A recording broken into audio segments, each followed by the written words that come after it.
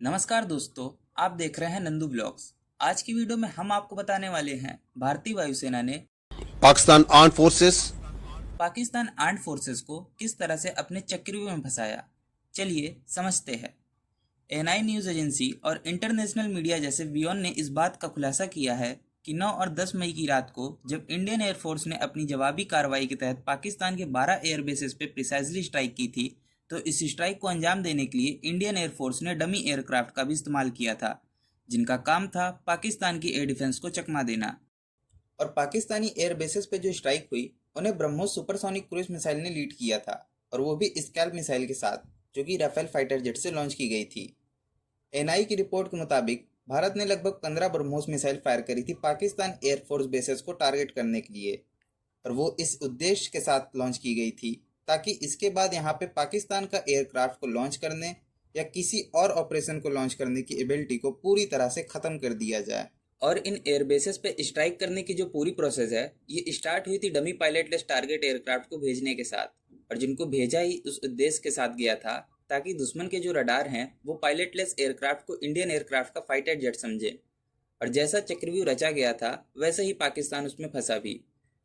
उनके रडार्स ने भारत के इन डमी पायलटलेस टारगेट एयरक्राफ्ट को इंडियन एयरफोर्स का फाइटर जेट समझा, और जिसके बाद पाकिस्तान अपने एयर डिफेंस नेटवर्क को एक्टिवेट कर दिया उन एयरक्राफ्ट को टेक डाउन करने के लिए। और जैसे ही पाकिस्तान ने अपने एयर डिफेंस नेटवर्क एक्टिवेट किए, भारत को उनकी पोजीशन का पता लगा, और फिर भारत के एयरफोर्स ने तुरंत हरोप जैसे ड्रोन एम्यूनिशन लॉन्च किए, जिन्होंने पाकिस्तान के एयर डिफेंस रडार और उनके कमांड एंड कंट्रोल सेंटर को डिस्ट्रॉय कर दिया।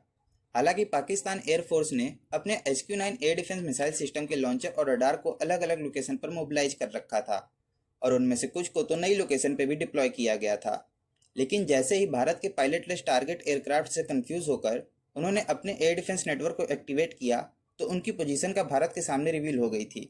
और उनकी एयर डिफेंस नेटवर्क को नाकाम करने के बाद इंडियन एयरफोर्स ने पाकिस्तान के एयरबेसेस को टारगेट करने के उद्देश्य के साथ अपनी लॉन्ग रेंज की मिसाइल लॉन्च करी थी, जिनमें ब्रह्मोस, स्कैल्प जैसी मिसाइल शामिल थी। और मिशन के लिए एयरक्राफ्ट के पैकेजेस को मेनली वेस्टर्न एयर कमांड और साउथ वेस्टर्न एयर कमांड की एरिया ऑफ रिस्पॉन्सिबिलिटी से कंट्रोल किया गया था।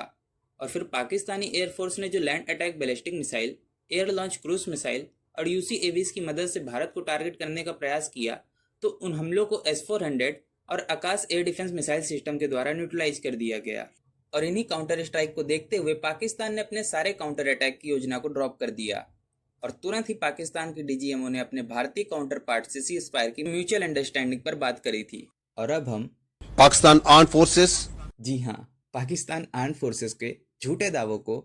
नेक्स्ट वीडियो में फैक्ट के साथ एक्सपोज करेंगे। तो चैनल को सब्सक्राइब कर लें, और अगर वीडियो अच्छी लगी हो तो वीडियो को लाइक